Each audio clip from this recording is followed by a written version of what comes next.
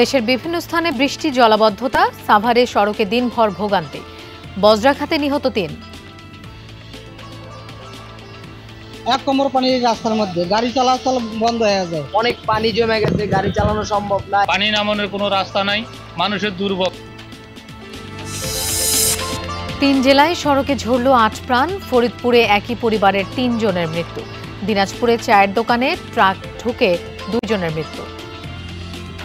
নিয়ে যাওয়া দরছিল ফরিদপুর মাদ্রাসা দেওয়ার জন্য, পথে এই দুর্ঘটনাটা ঘটে। কত হড়র করে ট্রাকটা ঢুকে যাওয়াতে ছিটকাই দিল একজন। এই বাজারের নাইট গার্ড এবং একজন চা খেতে আসা একজন কাস্টমার ঘটনাস্থলে নিহত হয়। থমকে আছে ঢাকা সিলেট তামাবিল ৬ লেনের কাজ। ১৪ মাসেও জমি অধিগ্রহণ শুরু করতে পারেনি প্রশাসন। ক্ষুব্ধ স্থানীয় এমপি। কমপ্লিশন কিভাবে অন টাইম করা যায়, এইটা না করলে সরকারের দুর্নামও হচ্ছে। সিরাজগঞ্জের বেলকুচিতে জয়ী প্রার্থীর সমর্থকের তাঁত কারখানায় আগুন দেওয়ার অভিযোগ। ভোটের পর আতঙ্কের জনপদ পাবনার সুজানগর উপজেলা। ৭টা সাড়ে ৭টার দিক আসলে ভাঙচুর শুরু করছে। আমার আব্বুকে তো মারছে আমাদের বাড়িঘর দেখেন কিভাবে ভাঙছে। যে নেতা হারিয়ে গেল তার কর্মীদের উপর হামলা ভাঙচুর, এ কোন ধরনের রাজনীতি? জামালপুরে ব্রহ্মপুত্র নদে অবৈধভাবে চলছে বালু উত্তোলন। ঝুঁকিতে বসতভিটা, ফসলি জমি, মহাসড়ক। ব্যবস্থা নেওয়ার আশ্বাস প্রশাসনের। সংযোগ সড়কের অভাবে কাজে আসছে না মাথাভাঙা নদীর সেতু। কুষ্টিয়া মেহেরপুরবাসীর ভোগান্তি, ব্যাহত কৃষি পণ্য পরিবহন। যখন বৃষ্টি হয় নামার খুব সমস্যা। মানুষের যে যেমন একটু রাস্তা ভ্যান ঠেলে তুলতে হলে বহু কষ্ট। ব্রিজে উঠতে গেলে সমস্যা, হয়তো কেউ অ্যাক্সিডেন্ট করছে।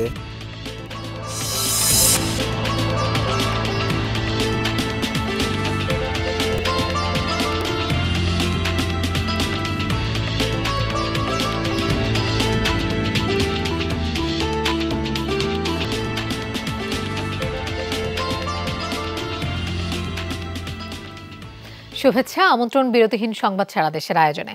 আপনাদের সঙ্গে থাকছি আমি মৌসুমী আহমেদ লোপা। এতক্ষণ শিরোনাম দেখছিলেন। স্বস্তির বৃষ্টিতে দুর্ভোগ, ডুবে যায় বিভিন্ন সড়ক, মহাসড়ক। সাভারে ভোগান্তি সবচেয়ে বেশি। জলাবদ্ধ হয়ে পড়ে আবদুল্লাপুর, বাইপাইল সহ ব্যস্ততম মহাসড়কগুলোর বিভিন্ন পয়েন্ট। এদিকে চুয়াডাঙ্গা ও বাগেরহাটে বজ্রাঘাতে মারা গেছেন ৩ জন। সন্ধ্যা যেন নেমেছে ভোরেই, তারপর মুষলধারে বৃষ্টি। ভিজল প্রাণ প্রকৃতি, তপ্ত যশোরে নামল শীতলতা, ডুবল পথঘাট, স্বস্তি জনমনে। ১ মাস ধরে বৃষ্টি নেই এখানে, তাপমাত্রা অনেক উচ্চ ছিল, যার কারণে এখন বৃষ্টি হওয়াতে আমাদের এখানে অনেক স্বস্তি ফিরেছে। আবহাওয়া ভালো হয়েছে, ধানের একটু ক্ষতি হয়েছে, তাতেও সমস্যা নেই। স্বস্তির এই বৃষ্টিতে ভোগান্তি দেখা দেয় সাভারে।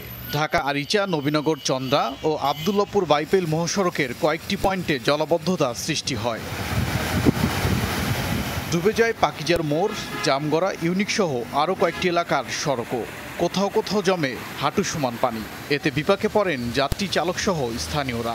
এক কোমর পানি রাস্তার মধ্যে, গাড়ি চলাচল বন্ধ হয়ে যায়। অনেক পানি জমে গেছে, গাড়ি চালানো সম্ভব না। পানি নামানোর কোনো রাস্তা নাই, মানুষের দুর্ভোগ। এই যে অফিস টাইমে, গার্মেন্টস টাইমে মানুষের কত দুর্ভোগ। ৩-৪ বছর হলে এইরকম বৃষ্টি থাকে, এই রাস্তাতে যাওয়ার মতন কোনো পরিস্থিতি নাই। ভরাট হয়ে যাচ্ছে খাল বিল, বেহাল ড্রেনেজ ব্যবস্থা, নামতে পারছে না পানি। জলাবদ্ধতা নিরসনে কাজ শুরু হয়েছে বলে জানালেন ঢাকা ১৯ আসনের সংসদ সদস্য।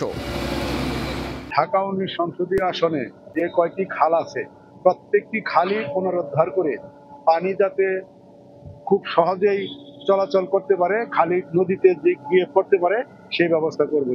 জলাবদ্ধতা দেখা দেয় পটুয়াখালীর বাউফল, গাজীপুর সহ বিভিন্ন স্থানেও। সড়কে জমে পানি। বৃষ্টির সাথে বজ্রপাত হয়েছে বাগেরহাট, চুয়াডাঙ্গা সহ কয়েক জায়গায়। আহতের পাশাপাশি প্রাণও হারিয়েছেন কয়েকজন। ওবায়দুর রহমান, যমুনা নিউজ। ৩ জেলায় সড়কে ঝরল ৮ জনের প্রাণ। এর মধ্যে ফরিদপুরের ভাঙ্গায় আলাদা দুর্ঘটনায় একই পরিবারের ৩ সদস্য সহ মারা গেছেন ৪ জন। নরসিংদীতে সড়ক দুর্ঘটনায় প্রাণ হারিয়েছে সঙ্গীত শিল্পী পিয়াল সহ ২ জন। এদিকে দিনাজপুরে তেলবাহী লরি চাপায় নিহত হয়েছে ২ জন। সকাল না হতেই সড়কে মৃত্যুর মিছিল। ছুটি কাটিয়ে মাদ্রাসায় যোগ দিতে বাবা ও চাচার সাথে মোটরসাইকেলে ফরিদপুর যাচ্ছিল শিশু ছাত্র মোরসালিন। ভাঙার হামেরদি এলাকাতে ট্রাকের সাথে হয় মুখোমুখি সংঘর্ষ। ঘটনাস্থলেই মারা যায় মোরসালিন। বাবা কাশেম ও চাচা নাজমুল শিকদারকে হাসপাতালে নেওয়া হলে চিকিৎসক দুজনকেই মৃত ঘোষণা করেন। নিহতরা গোপালগঞ্জ মুকসুদপুরের কোয়ালদিয়া গ্রামের বাসিন্দা। স্থানীয়রা জানায় সড়ক সরু হওয়ায় একই স্থানে দুর্ঘটনায় প্রাণ হারিয়েছেন অনেকে। তিনজনের দুই বাইতেই বাইস্তারা নিয়ে যাওয়া দর্শল ফরিদপুর মাদ্রাসা দেওয়ার জন্য পথে এই দুর্ঘটনাটা ঘটে। এই মনে করেন হামিদদি স্ট্যান্ডের আগে। এর আগে একই সড়কে ইজি বাইক বাসের সংঘর্ষে মারা যায় শ্রাবন্তী নামের এক স্কুল ছাত্রী। সড়কে দ্রুতগতি আবারও প্রাণ কেড়ে নিল সঙ্গীত শিল্পীর। ভোরে মাইক্রোবাসে ঢাকা থেকে সিলেটে কনসার্টে যাচ্ছিল অড সিগনেচার ব্যান্ড। পথে নরসিংদীর পাঁচদোনায় যাত্রীবাহী একটি বাস অন্য একটি যানকে ওভারটেক করতে গেলে হয় মুখোমুখি সংঘর্ষ। ঘটনাস্থলে মারা যায় চালক সালাম ও সঙ্গীত শিল্পী আহসান তানভীর পিয়াল। চালক পালিয়ে গেলেও বাসটি জব্দ করেছে পুলিশ। এদিকে দিনাজপুর ফুলবাড়ির কাউগা এলাকায় নিয়ন্ত্রণ হারিয়ে একটি চায়ের দোকানে ঢুকে পড়ে তেলবাহী লরি। মারা যায় আজহার ও রানা নামের দুইজন। গাড়িটা অ্যাক্সিডেন্ট হয়েছে, সেই অ্যাক্সিডেন্ট কারণে এইখানেই মনে করেন জায়গা স্পটে দুজনে বসেছিল, একজন উঠে গেল আর কত হড়র করে ট্রাকটা ঢুকে যাওয়াতে ছিটকাই দিল একজন। বাজারের নাইট গার্ড এবং এখন চা খেতে আসা একজন কাস্টমার ঘটনাস্থলে নিহত হয়। মরদেহ দুটি উদ্ধার করেছে পুলিশ। আটক করা হয়েছে লরি ড্রাইভার ও হেলপারকে। হুমায়ুন রশিদ, যমুনা নিউজ। সড়ক দুর্ঘটনায় চালক, মালিক, হেলপার যারই গাফিলতি থাকবে তার বিরুদ্ধেই ব্যবস্থা নেওয়া হবে, এমনটা জানিয়েছেন স্বরাষ্ট্রমন্ত্রী আসাদুজ্জামান খান। সকালে রাজধানী শিল্পকলা একাডেমির হলরুমে ছিল নিরাপদ সড়ক চাই নিশ্চার 10ম মহাসমাবেশ। সেখানেই স্বরাষ্ট্রমন্ত্রী বলেন, অদক্ষ চালক, ফিটনেসবিহীন গাড়ি, চলন্ত অবস্থায় চালকদের মোবাইল ফোন ব্যবহার এবং কিছু ক্ষেত্রে ট্রাফিক পুলিশের গাফিলতির কারণে হয় সড়ক দুর্ঘটনা। প্রতিদিন সড়কে কমপক্ষে 14 জন প্রাণ হারাচ্ছেন, এমন তথ্য জানান মন্ত্রী। তিনি বলেন, দুর্ঘটনা প্রতিরোধে কয়েকটি কারণ চিহ্নিত করা হয়েছে। সরকারের দেয়া 17টি নির্দেশনা বাস্তবায়ন হলে অনেকটাই কমবে দুর্ঘটনা। সড়ক দুর্ঘটনা রোধে চালক, যাত্রী সহ সংশ্লিষ্ট সকলের সচেতনতা অপরিহার্য আমরা মনে করি। আমাদের উদ্দেশ্য অ্যাক্সিডেন্টের হার কমানো। আমরা সতর্কতামূলকভাবে ব্যবস্থা নিতে চাই। আমরা একটা আধুনিক নিয়ন্ত্রণ ব্যবস্থা নিতে চাই। আমরা আপনাদের সেই জন্য সহযোগিতা চাই। জমি অধিগ্রহণ জটিলতায় গতি পাচ্ছে না ঢাকা সিলেট তামাবিল 6 লেন প্রকল্প। 14 মাস আগে প্রকল্প শুরু হলেও এখনো 1% জমি অধিগ্রহণ করতে পারেনি সিলেট জেলা প্রশাসন। তাই পুরোদমে কাজ শুরু করা যাচ্ছে না বলে জানিয়েছেন প্রকল্প সংশ্লিষ্টরা। এ নিয়ে ক্ষুব্ধ স্থানীয় এমপিও। ঢাকা থেকে তামাবিল পর্যন্ত 262 কিলোমিটার 6 লেন প্রকল্পের 92 কিলোমিটার সিলেট জেলায়। গত বছরের মার্চে সিলেট অংশে কাজ শুরু করে ঠিকাদারি প্রতিষ্ঠান। শর্ত ছিল 270 দিনের মধ্যে বুঝিয়ে দিতে হবে জমি, কিন্তু তা করতে পারেনি জেলা প্রশাসন। সে কারণে 14 মাসে কাজ হয়েছে মাত্র 5%। যেসব জায়গাতে আমাদের কাজের স্কোপ আছে সেসব জায়গায় আমরা কাজগুলো আগে নিচ্ছি। তা আমাদের অগ্রগতি বলা যায় যে 5%। আমরা এই সময়টাকে আমরা কভার করতে পারবো, এই মুহূর্তে যদি বুঝে পাই। কিন্তু এর চেয়ে যদি আরো লেট হয় আমরা জমিগুলো বুঝে পেতে, তাহলে আসলে আমাদের প্রকল্পটা দীর্ঘায়িত হবে। সড়ক জনপদের কর্মকর্তারা বলছেন, এই প্রকল্পের সবচেয়ে বড় অংশ সিলেট জেলায়, তাই অধিগ্রহণকৃত ভূমির পরিমাণও বেশি। সব জটিলতা দূর করার চেষ্টা চলছে। এখনো আমরা কোনো জমি বুঝে পাইনি, তো আশা করি যে ডিসিওবি সেগুন যেভাবে কাজ করতেছে খুব শীঘ্রই আমরা আমাদের জমিগুলো বুঝে পাবো এবং আমরা আমাদের কাজগুলো আগে নিতে পারবো। আগামী 6 মাসের মাঝে তাদের জমি আমরা কিছু হস্তান্তর করতে পারবো এবং এক্সিস্টিং রাইট অফ ওয়েতেও কিন্তু আমাদের কিছু জায়গা আছে, 120 ফিট জায়গা আছে, কত 80 ফিট জায়গা আছে। এই সমস্ত জায়গায় কিন্তু কাজের সুযোগ রয়েছে। জমি অধিগ্রহণে যাদের ভূমিকা মুখ্য তারা বলছেন, জমি হস্তান্তর শুরু করতেই সময় লাগবে আরো 6 মাস। জমি অধিগ্রহণ প্রক্রিয়ার এই ধীর গতিতে ক্ষুব্ধ হয়ে খোদ প্রধানমন্ত্রী শেখ হাসিনাকে এই প্রকল্পে নজর দেওয়ার আহ্বান জানিয়েছেন স্থানীয় এমপি। গভীরভাবে চিন্তা করা উচিত প্রজেক্ট কমপ্লিশন কিভাবে অন টাইম করা যায়। এইটা না করলে সরকারের দুর্নামও হচ্ছে আর বেড়ে যায়। 1 কিলোমিটার জায়গার মধ্যে দেখা গিয়েছে আপনার 500 থেকে 1000 লোক এই জমির মালিক। তো এত সংখ্যক মালিককে ফেস করে আইনগত প্রক্রিয়া সম্পাদন করে সেগুলো একটা পর্যায়ে নিয়ে এসে সেগুলো মিট আপ করতে এটা একটু সময় সাপেক্ষ ব্যাপার। ডক্টর একে আব্দুল মোমেনের মতে বিদেশি অর্থায়নে করা প্রকল্পগুলো সঠিক সময়ে শেষ না করতে পারলে ভাবমূর্তি ক্ষুণ্ণ হয় দেশের, তৈরি হয় নানা জটিলতা। মাহবুব রহমান রিপন, যমুনা নিউজ, সিলেট। সিরাজগঞ্জের বেলকুচিতে প্রতিপক্ষের বিরুদ্ধে জয়ী প্রার্থীর সমর্থকের দুটি তাঁত কারখানা পুড়িয়ে দেওয়ার অভিযোগ উঠেছে। শুক্রবার রাতে বেলকুচির হাজী মোতালেব মুন্সির তাঁত কারখানায় আগুনের ঘটনা ঘটে। স্থানীয়রা জানায় রাতে হঠাৎ তাঁত ফ্যাক্টরিতে আগুন দেখতে পান তারা, মুহূর্তেই ছড়িয়ে পড়ে আগুন। ধোঁয়ায় আচ্ছন্ন হয়ে পড়ে চারপাশ। খবর পেয়ে ফায়ার সার্ভিসের দুটি ইউনিট 2 ঘন্টার চেষ্টায় আগুন নিয়ন্ত্রণে আনে। এর মধ্যেই পুড়ে যায় 32টি পাওয়ারলুম সহ 2টি কারখানার স্থাপনা। বৈদ্যুতিক শর্ট সার্কিট থেকে আগুন লাগতে পারে বলে ধারণা করছে ফায়ার সার্ভিস। তবে মালিকপক্ষের অভিযোগ, নির্বাচনে দোয়াত কলম মার্কাকে সমর্থন করায় এই ঘটনা ঘটিয়েছে প্রতিপক্ষ। আগুনে প্রায় 50 লাখ টাকার ক্ষয়ক্ষতি হয়েছে বলেও দাবি করে মালিকপক্ষ।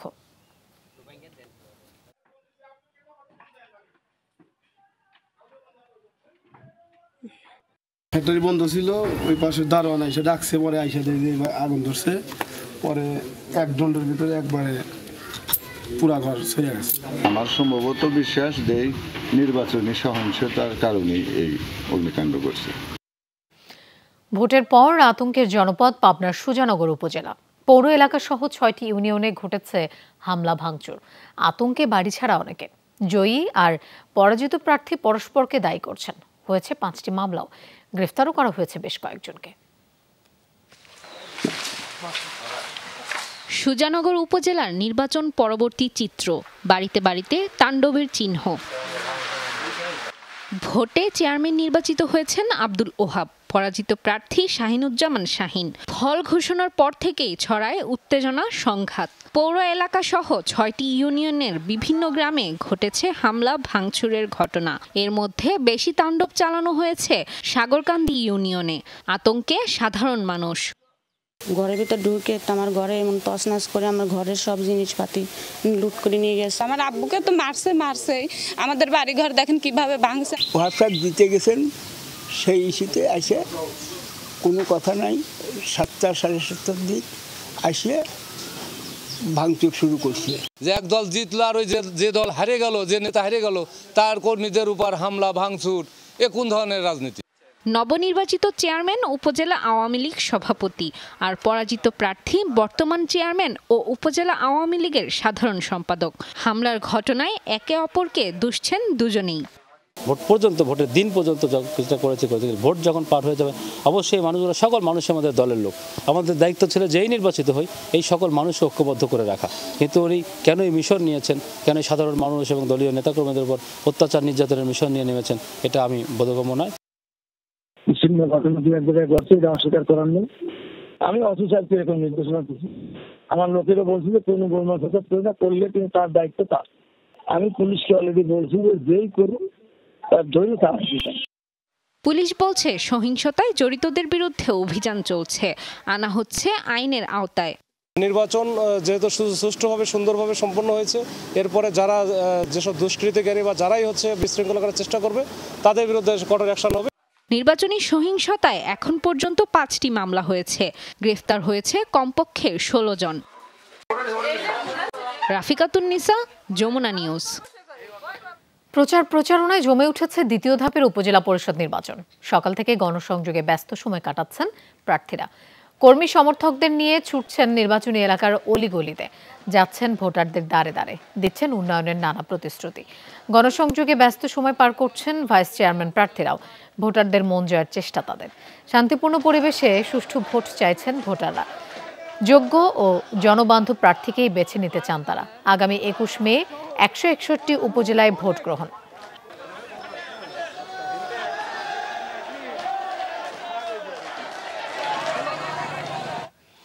আমরা এই বিষয়ে আরো জানবো। কুষ্টিয়ার কুমারখালী থেকে আমাদের সাথে যোগ দিচ্ছেন সহকর্মী রুহুল আমিন বাবু। বাবু, প্রচারণা কেমন চলছে, প্রার্থীরা কি বলছেন? লোপা, ইতিমধ্যেই জানেন যে আপনি কুষ্টিয়ার 2টি উপজেলাতে নির্বাচন সম্পন্ন হয়েছে। আমি এখন রয়েছি কুষ্টিয়ার কুমারখালী উপজেলার তরুণ মোড় এলাকায়। কুমারখালীতে আগামী 21 তারিখে কিন্তু এই দ্বিতীয় ধাপের উপজেলা নির্বাচন অনুষ্ঠিত হবে। সেই ক্ষেত্রে আসলে দুইজন শক্ত প্রার্থী রয়েছে।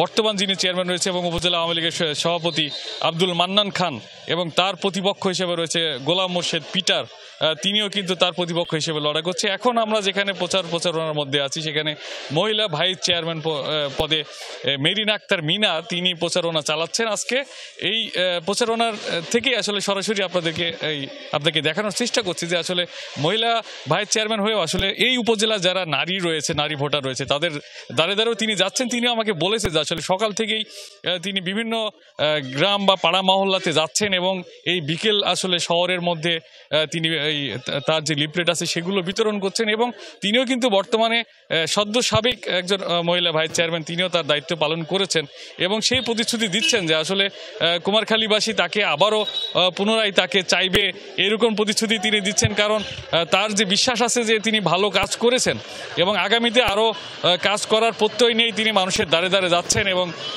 তিনি ভোট প্রার্থনা করছেন। এবং তিনি এটাও জানিয়েছেন যে আসলে নারী ভোটার, আমরা দেখেছি যে এই সদ্য উপজেলা নির্বাচনগুলোতে আসলে ভোটার উপস্থিতি যে সংকট রয়েছে সেই ক্ষেত্রে কিন্তু নারীরা অনেক বড় ভূমিকা পালন করে। ভোটারদের দ্বারে দ্বারে গিয়ে আসলে নারী ভোটারদের যে নিয়ে আসা, সেই ব্যাপারগুলো কিন্তু তিনি চেষ্টা করে যাচ্ছেন বলে আমাদেরকে জানিয়েছেন যে যারা আসলে নারী ভোটার আছে তাদেরকে কেন্দ্রে নিয়ে আসার জন্য যে প্রচেষ্টা তিনি সেটা চালিয়ে যাবেন।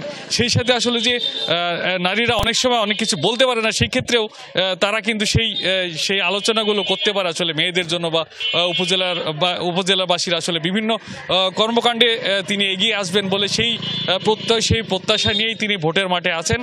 আর কুমারখালী উপজেলাতে আসলে 100টি কেন্দ্র রয়েছে এবং 2,86,000 ভোটার রয়েছে। এই ভোটারদের দ্বারে দ্বারেই যারা প্রার্থী রয়েছেন এরকম তার মতো 3 জন রয়েছে এবং উপজেলার চেয়ারম্যান পদে 2 জন লড়াই করছেন এবং ভাইস চেয়ারম্যান আরো 5 জন রয়েছে। সব মিলে কিন্তু এখন জমজমাট পরিবেশ চলছে কুষ্টিয়া। বাবু, আপনাকে ধন্যবাদ আমাদের সাথে যোগ দেওয়ার জন্য। যে কোনো পরিমাণ ভোটারের ভোটদানেই নির্বাচন বৈধ হবে জানিয়েছেন নির্বাচন কমিশনার রাশেদা সুলতানা। দুপুরে খুলনার ফুলতলায় প্রিজাইডিং অফিসারদের সাথে মতবিনিময় সভা শেষে সাংবাদিকদের এই তথ্য জানান তিনি। রাশেদা সুলতানা বলেন, ভোটারদের কেন্দ্রে আনার দায়িত্ব প্রার্থীদের। কমিশনের দায়িত্বে সুষ্ঠু ভোট, নিরাপদ পরিবেশ নিশ্চিত করা।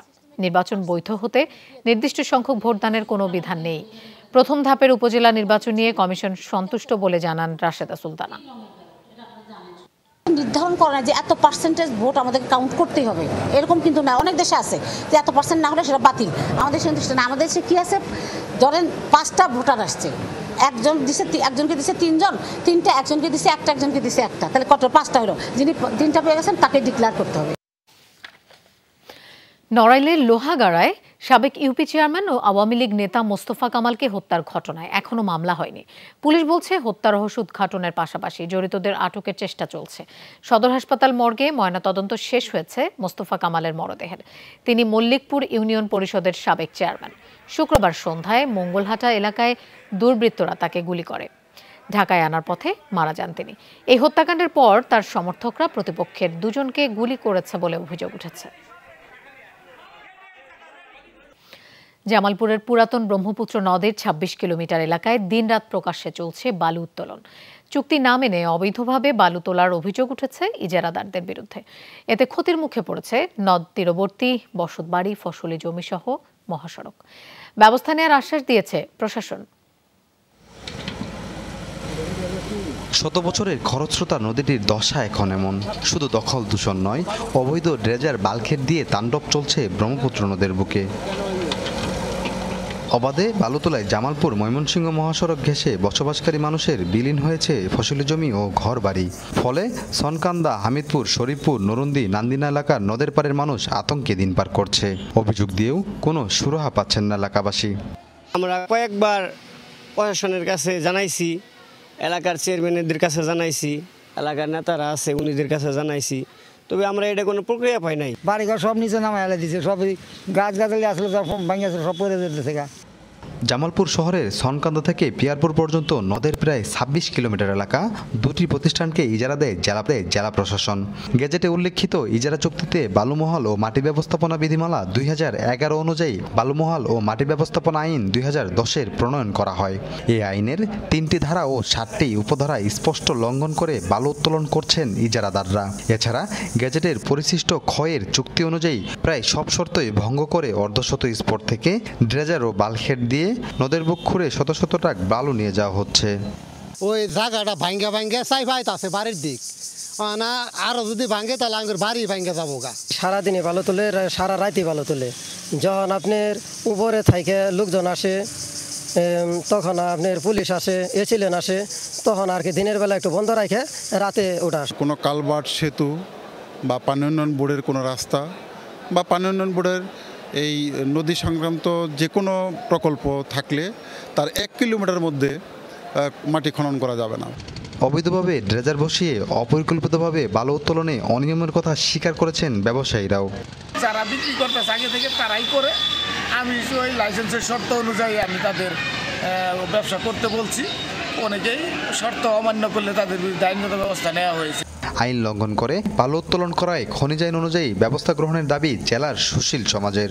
অন্যথায় কঠোর আন্দোলনে যাবার হুঁশিয়ারি দেন তারা।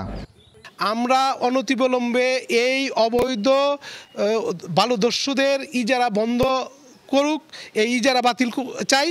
গতানুগতিক আশ্বাস দিয়েছেন জেলা প্রশাসক। বলেছেন বালু উত্তোলনের শর্ত না মানলে নেওয়া হচ্ছে আইনগত ব্যবস্থা। ইজারাদার যারা রয়েছেন তাদের প্রতি আমাদের নির্দেশনা রয়েছে, তাদের যে শর্তসমূহের অধীনে তারা বালু উত্তোলন করবেন এবং সেইভাবে যেন তারা বালু উত্তোলন করে সে বিষয়ে আমরা ক্লোজ মনিটরিং করছি। খনিজ সম্পদ মন্ত্রণালয় থেকে ১৯৯১ সালে 10টি লাইসেন্স নিয়ে বালু উত্তোলন শুরু করে বিএনপির নেতাকর্মীরা। ২০০৫ সালে সেই বালু উত্তোলন বন্ধ হয়ে যায়। ২০০৮ সালে সরকার পরিবর্তনের পর বালু উত্তোলনের যে জায়গাগুলো ছিল সেগুলো দখলে নেয় প্রভাবশালী মহল। আর এখন গত কয়েক সময়ের তুলনায় আরও বেপরোয়া হয়ে উঠেছে বালু ব্যবসায়ীরা। সাগর ফরাজি, যমুনা নিউজ, জামালপুর। মেহেরপুর ও কুষ্টিয়া জেলার মাঝে বয়ে গেছে মাথাভাঙা নদী। এই নদীর উপর সেতু নির্মাণ হলেও একপাশের সংযোগ সড়কই নেই। ফলে ভোগান্তিতে দুপাশের ১০ থেকে ১৫ গ্রামের বাসিন্দারা। সংশ্লিষ্ট কর্মকর্তারা দায়ী করছেন জমি অধিগ্রহণ জটিলতাকে। নদীর নাম মাথাভাঙা। একপাশে কুষ্টিয়ার দৌলতপুর, অপর প্রান্তে মেহেরপুরের গাংনী উপজেলা। দুই জেলার সংযোগ স্থাপন করেছে এই সেতু।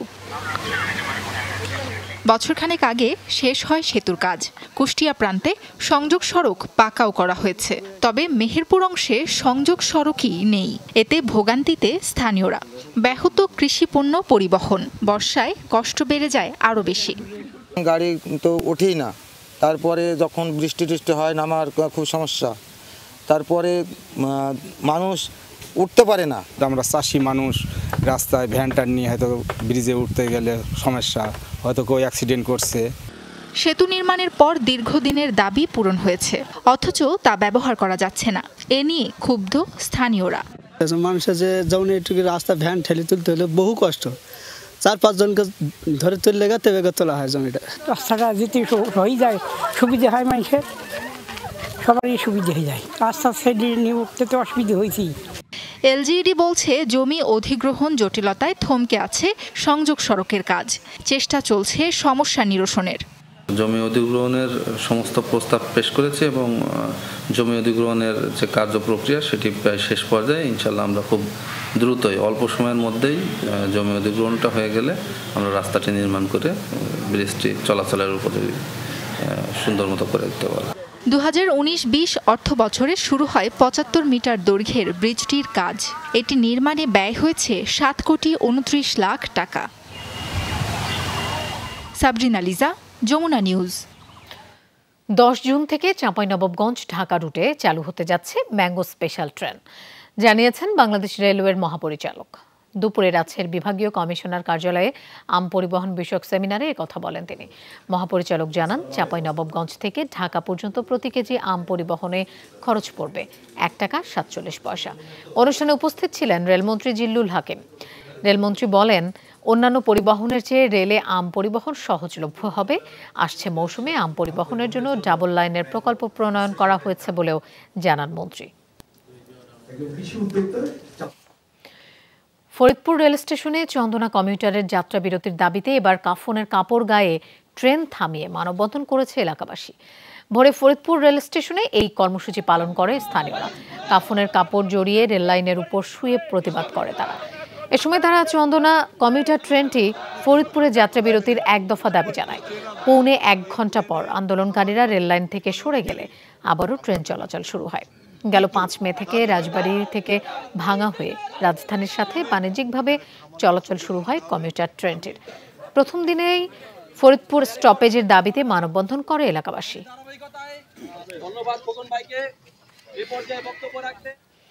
রংপুরের ঐতিহ্যবাহী শ্যামা সুন্দরী খাল বাঁচাতে পরিচ্ছন্নতা কার্যক্রম শুরু করেছে সিটি কর্পোরেশন।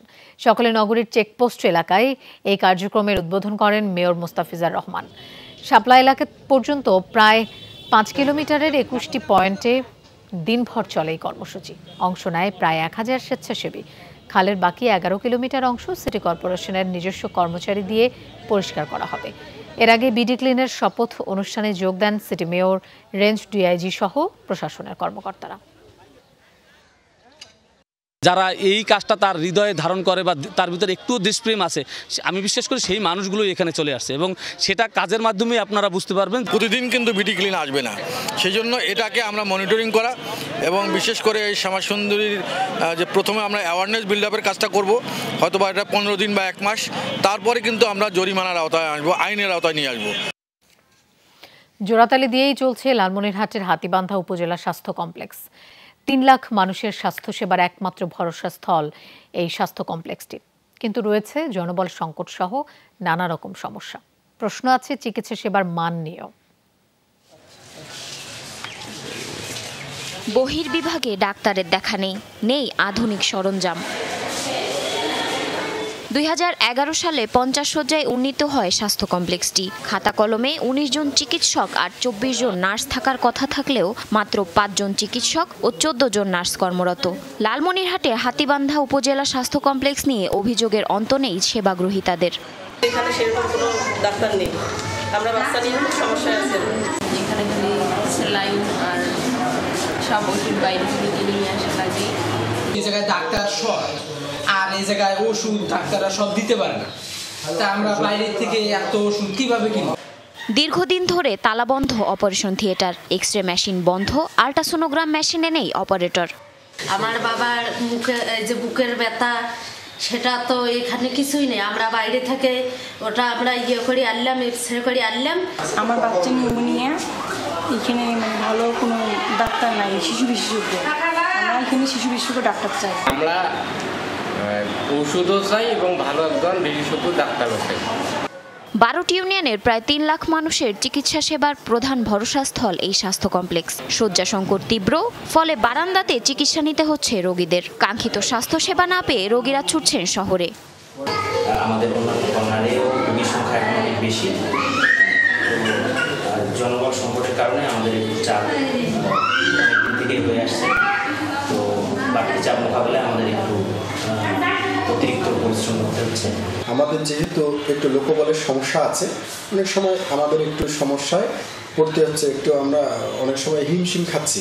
তা আমরা আশা করছি যে খুব শীঘ্রই এই যে সমস্যাগুলো হচ্ছে এগুলো একটা সুন্দর সমাধান হবে। সেবা কেন্দ্রের বহির্বিভাগে প্রতিদিন অন্তত 250 মানুষ চিকিৎসা নেয়। ভর্তি থাকে 70 থেকে 80 জন। জারিন অর্নি, যমুনা নিউজ। কার্যক্রমকে আরও গতিশীল করা এবং রুগ্ন শিল্প সক্রিয় করার লক্ষ্যে খুলনায় অনুষ্ঠিত হয়েছে বাংলাদেশ ক্ষুদ্র কুটির শিল্প কর্পোরেশন বেসিকের অর্ধবার্ষিক পর্যালোচনা সভা। খুলনা আঞ্চলিক কার্যালয়ে অনুষ্ঠিত সভায় প্রধান অতিথি ছিলেন সংস্থার চেয়ারম্যান সঞ্জয় কুমার ভৌমিক। সভাপতিত্ব করেন খুলনার ভারপ্রাপ্ত আঞ্চলিক পরিচালক মাহবুবুর রহমান। বিশেষ অতিথি ছিলেন দক্ষতা ও প্রযুক্তি বিভাগের পরিচালক কাজী মাহবুবুর রশিদ। সভায় খুলনা ও বরিশাল বিভাগের 16টি জেলা ও 14টি শিল্পনগরীর দায়িত্বপ্রাপ্ত কর্মকর্তারা উপস্থিত ছিলেন। সভায় বিসিকের কার্যক্রমকে আরও বেশি গণমুখী করার নির্দেশনা দেওয়া হয়। দুর্বল শিল্প প্রতিষ্ঠান সচল রাখার আহ্বান জানান সংস্থার চেয়ারম্যান। কোনো প্রতিষ্ঠানের যদি আইনি জটিলতা থাকে তা নিরসনে জেলা প্রশাসকের সাথে আলোচনা করার নির্দেশনাও দেওয়া হয়।